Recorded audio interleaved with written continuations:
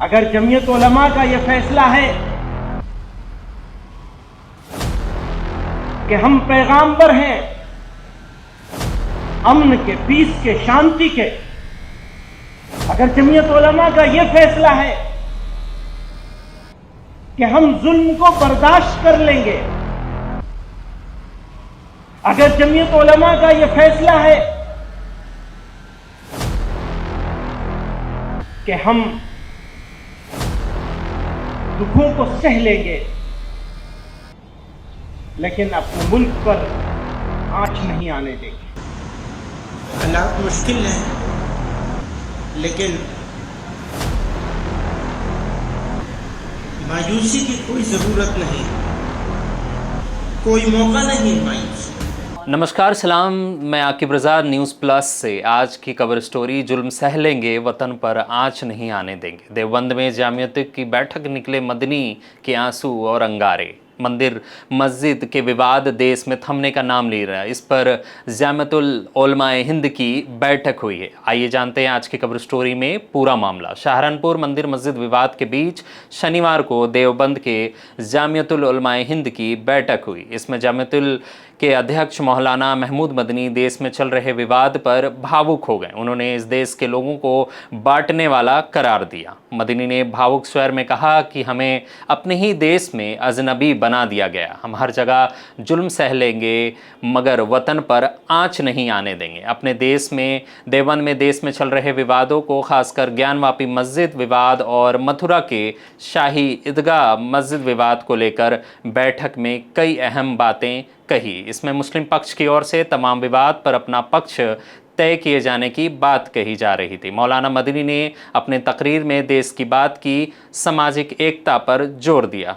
साथ ही मंदिर मस्जिद के मुद्दे पर जारी विवाद पर दुख भी जताया। मौलाना महमूद मदनी ने कहा कि देश में आज हालात मुश्किल हैं। उन्होंने कहा कि देश में अखंड भारत की बात होती है, लेकिन हालात ऐसे हो गए हैं कि मुसलमानों को अपनी ही बस्ती में चलना मुश्किल हो गया है। देश में नफ़रत के पुजारी बढ़ गए हैं। उन्होंने शेर पढ़ा कि जो घर को कर गए खाली वो मेहमान याद आते हैं। इसके बाद रोंदे गले से कहा कि हम लोग ऐसे मुश्किल हालात में हैं जिसकी कल्पना नहीं कर सकते। मौलाना मदनी ने कहा कि किसी एक्शन प्लान पर नहीं चलेंगे। हालात मुश्किल है, लेकिन इस समय भी मायूसी की ज़रूरत नहीं है। हम जुर्म सह लेंगे लेकिन देश पर आंच नहीं आने देंगे।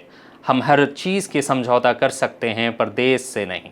इस वक्त को बात को हर किसी को समझने की ज़रूरत है। मुश्किलों पर भी चर्चा हुई। मौलाना ने कहा कि हमारा दिल जानता है कि हम किस मुश्किल दौर में हैं। हमारी स्थिति तो उस व्यक्ति से भी ख़राब है जिसके पास कुछ नहीं। हमारी स्थिति का अंदाज़ा कोई और क्या लगा सकता है। मुश्किलों को झेलने के लिए हौसला चाहिए, ताकत चाहिए। हमें कमज़ोर लोग हैं। कमज़ोरी का ये मतलब नहीं कि हमें दबाया जाए। हमारी ताकत हमारे पैगंबर से आती है। मौलाना ने कहा कि हमारी ताकत हमारे पैगंबर से मिली। हमें हर चीज़ से समझौता कर सकते हैं, लेकिन अपने ईमान से समझौता नहीं कर सकते। हम हमारे ईमान मायूस होना नहीं सिखाता। उन्होंने कहा कि हमें उनके एक्शन प्लान पर नहीं चलना चाहिए। हमें अपना मेल जोल बढ़ाना होगा। मौलाना ने कहा कि वो लोग मुल्क से गद्दारी कर रहे हैं जो विवाद पैदा करते हैं, आपसी भाईचारा को तोड़ने का प्रयास कर रहे हैं।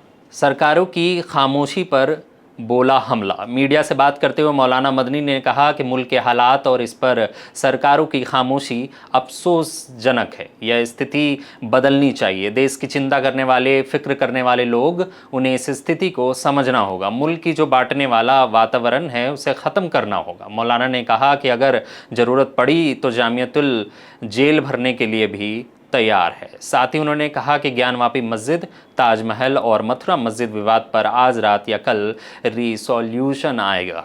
जामियत की बैठक में 3 अहम प्रस्ताव पास किए गए हैं। पहला प्रस्ताव विधि आयोग की वर्ष 2017 की 267वीं रिपोर्ट की सिफारिशों के अनुरूप तत्काल कदम उठाए जाने की मांग की गई है।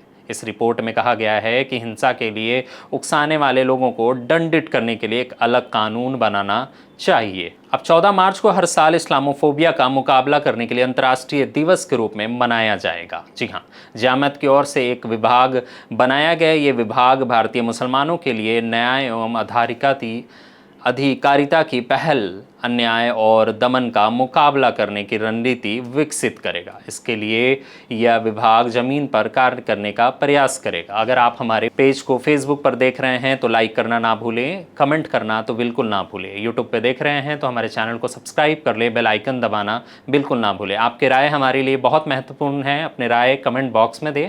मैं आकिब रज़ा, न्यूज़ प्लस। शुक्रिया।